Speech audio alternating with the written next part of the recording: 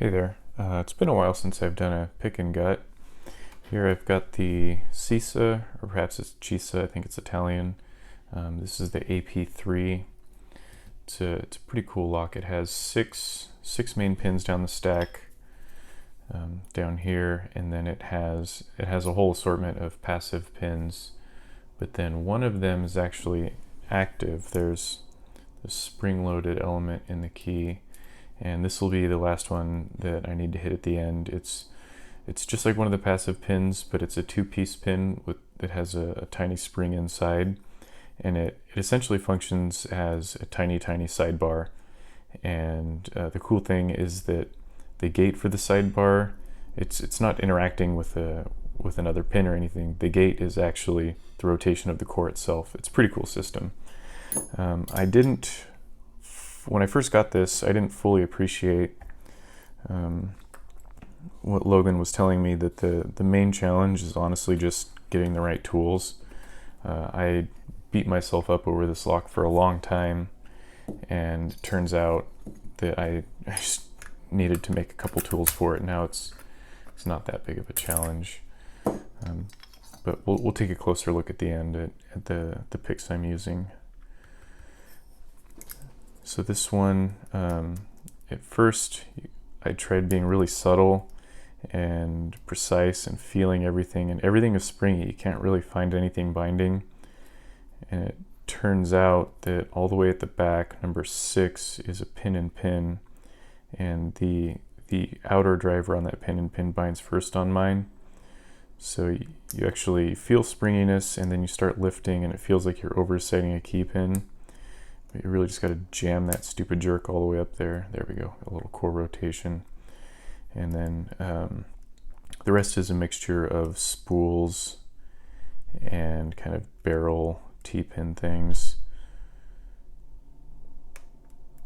Go through and set all these spools. Wait, where am I at? That was 6, 5, 4.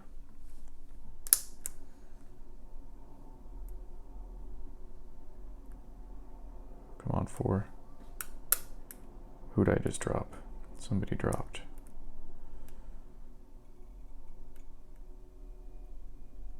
I'll try that again. I'll just start over.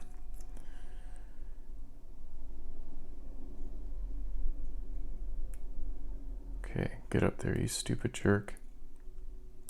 There we go. I didn't feel quite right.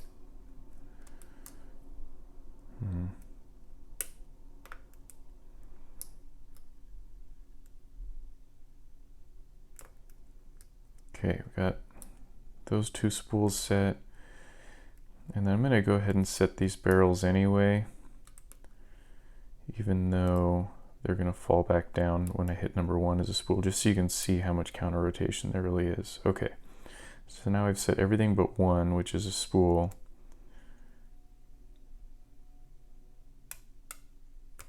That much counter rotation, and you heard both these barrels fall back down, so I just give them a few taps. There we go. So now everything is set except for the inner driver on number 6. Go back and hit that again.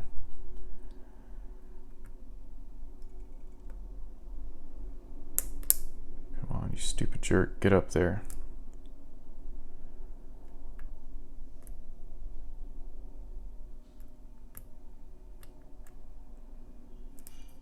Come on, where?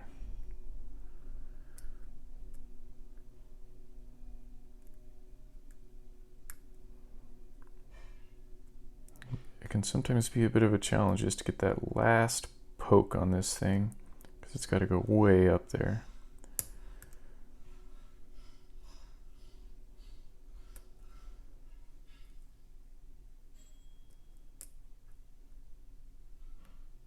I don't think I set it, but it's not making any progress here. I can go try the interactive, but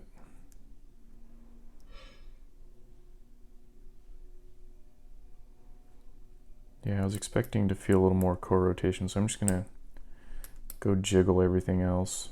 When in doubt, jiggle on everything. Just Just tap everything always.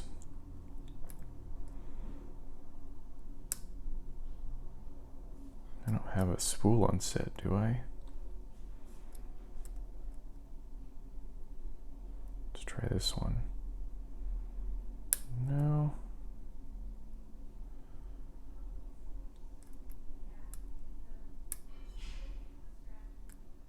Okay.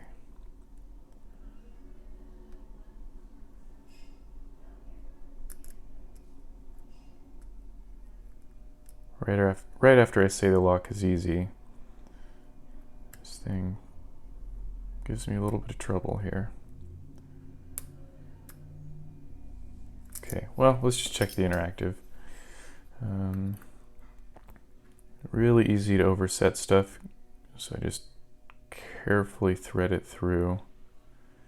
Just got to slip under those 2 key pins up front that are really long key pins.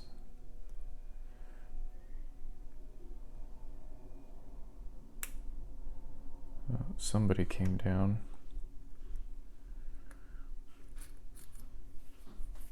Who knows, maybe that was a good thing. Get me back to a known state in this lock. Okay, 1, 2. So the key pins, the long key pins, ones that are under the barrels, the tops of the key pins are actually teed a little bit too. So it's really easy to overset. And if you feel any type of counter rotation on them, that's the key pin starting to cross the shear line, so knock it off.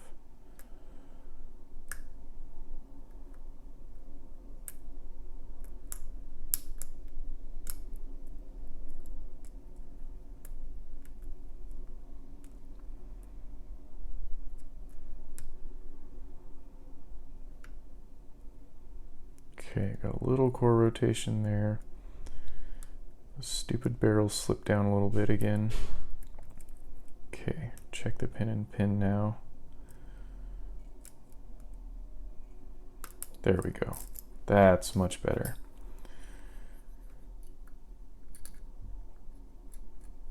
Carefully work through, go all the way to the back, find that interactive pin and get right on it. And so it provides a little counter rotation like a spool. You really lighten up tension. There we go, that's set.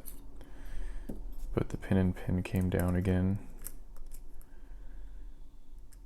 So this should do it right here. There we go. So I'm gonna go ahead and lock it back up. So I want to show you, well, let me gut it first, then we'll go over the whole thing. I can't find my reverse pliers, so I'm just gonna have to pin this guy out the hard way. There we go. All right, there's gonna be pins and springs everywhere. Let me make sure I get all my stuff.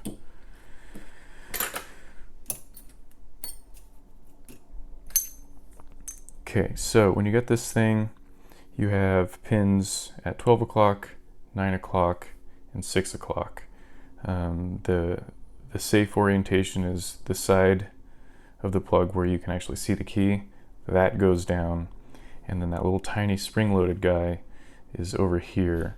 So cover it with your thumb as this comes out.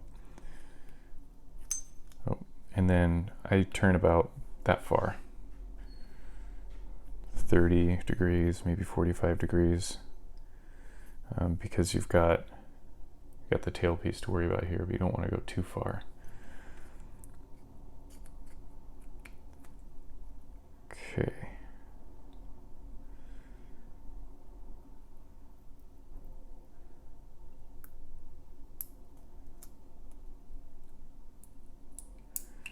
And if that inner pin and pin driver gets caught, just give the core a little bit of a twist and it comes right out. That's getting stuck in this groove.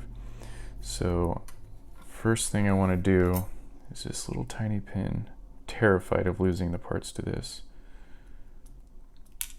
Okay, There we go. Get these passives out. Fucker, come on.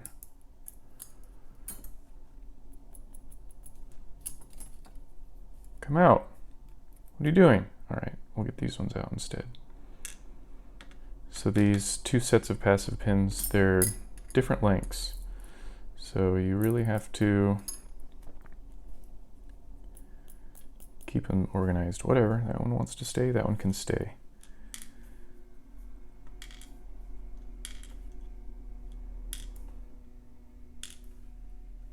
Oops. Turns out I can't count. All right, that one goes up there.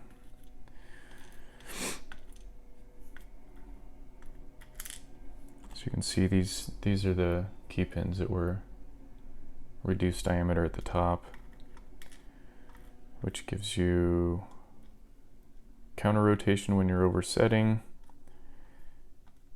It's terribly annoying. Okay, drivers.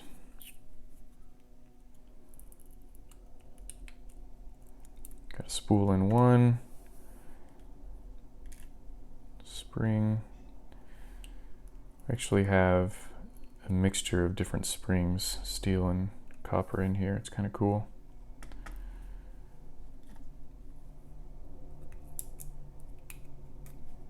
Those are the two barrels.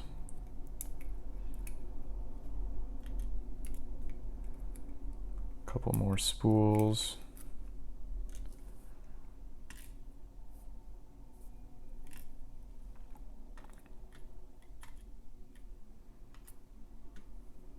And then pin and pin.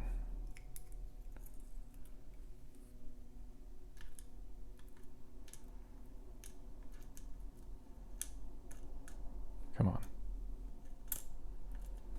We'll take a closer look at that.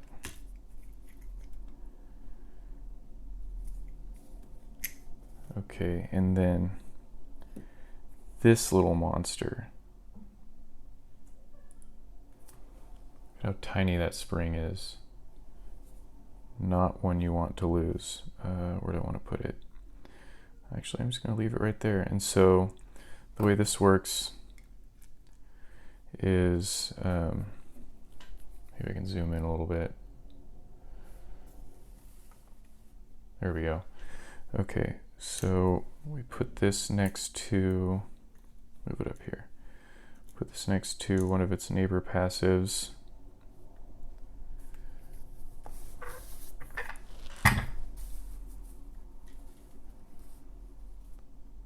So these two are side by side in the lock, and this is actually,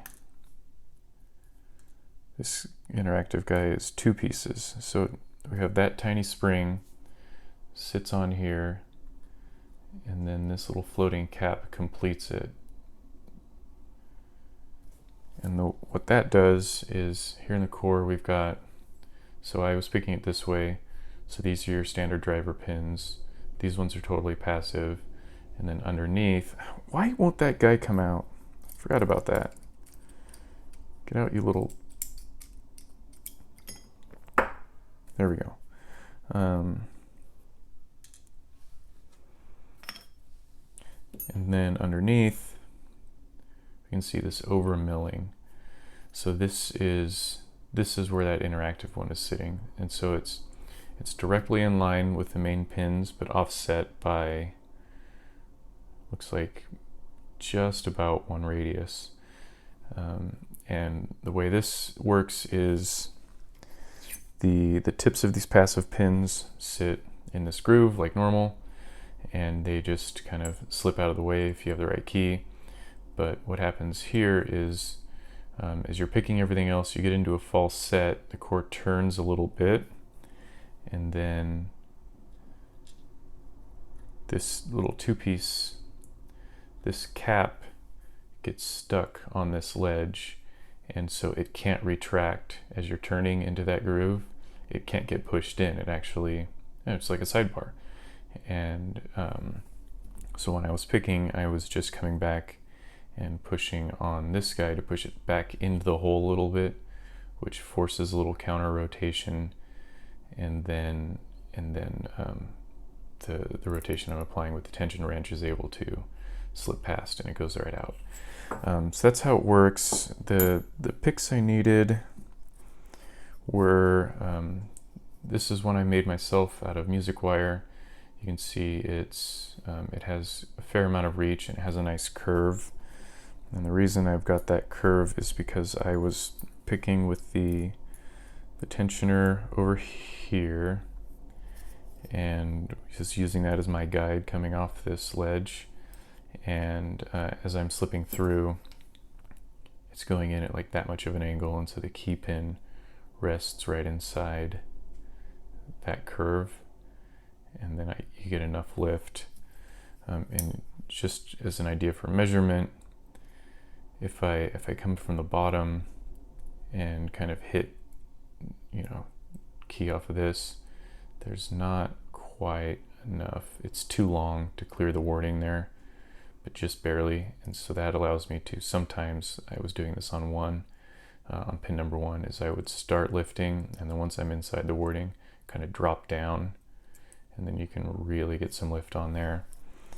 And the most trouble I had was on the interactive driver. Let me just kind of simulate it with a key pin that's not going to explode on me, or a passive pin that won't explode on me. So this is just one of the solid pins, but it's the same dimension. Let me bring some more light in. Oops, oh, sorry about that. So what I was doing is I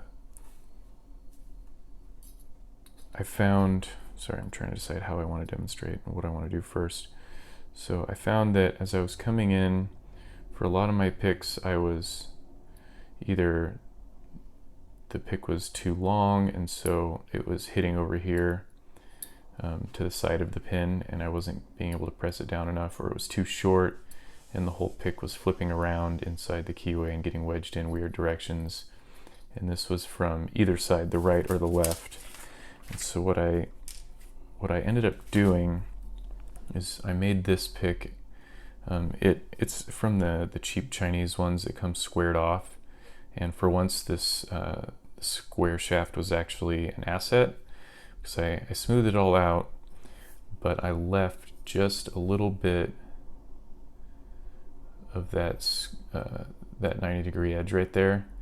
I left it intact, and so you feel it. There's actually a bulge, and what that is for is it sits right inside the top of the warding right there and kind of locks in place, and so I can lever off the top and help me push down.